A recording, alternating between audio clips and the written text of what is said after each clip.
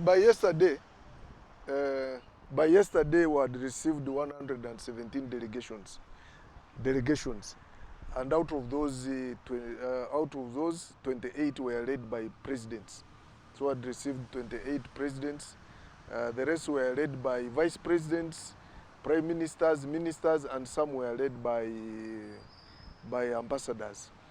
So only 3 delegations out of the 120 member states had not arrived by yesterday. But we also received 10 observer delegations. So in total, the delegations are 127 who had arrived by yesterday. NAM is discussing the 2-state resolution. That one, they have agreed they must push for it. The 2-state resolution. That resolution was by the United Nations. And then by yesterday they were concluding, the heads of states, on the supporting South Africa on their case at the International Criminal Court. And that one was also being pursued. Then in NAM, they were also discussing there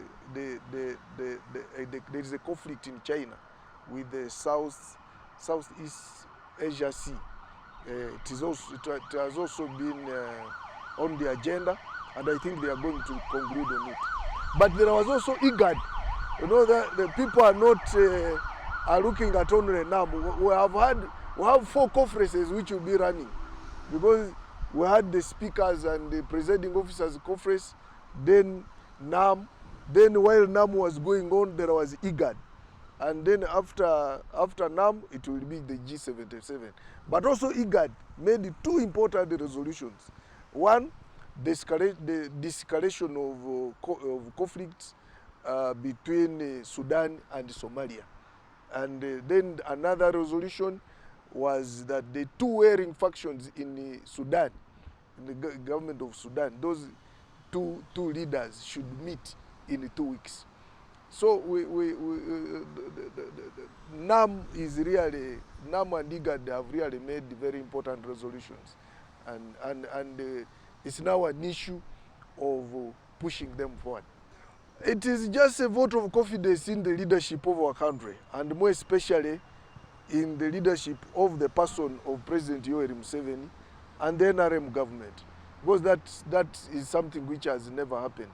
But that shows how the rest of the world recognize the efforts of President Yoweri Museveni in transforming this country and also in being a peacemaker. So we should be proud as Ugandans that we have a leader who is recognized in the whole world. There are so many countries which would love to host a NAM, which would love to host G77, and which would love to lead.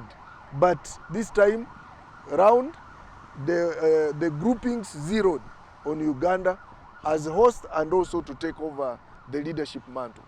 Diplomatically, we are trying to enhance our diplomatic reputation.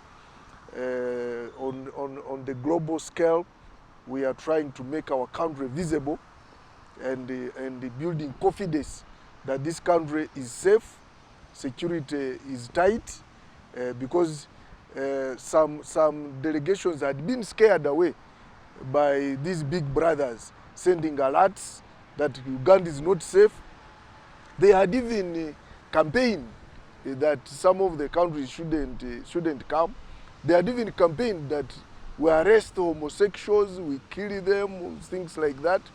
But all that now has been demystified because of NAM. We have not had any challenges, big challenges. Everything is going on as planned. And I would like to thank the Ugandans for really being so hospitable, because even the delegates who have not received complaints that they have been mistreated or they have had no major incidents in the whole arrangement. Even those who are staying outside the conference area, Munyonyo, the conference hotel, are comfortable. So we are, I think we have really scored as far as being a hospitable country is concerned.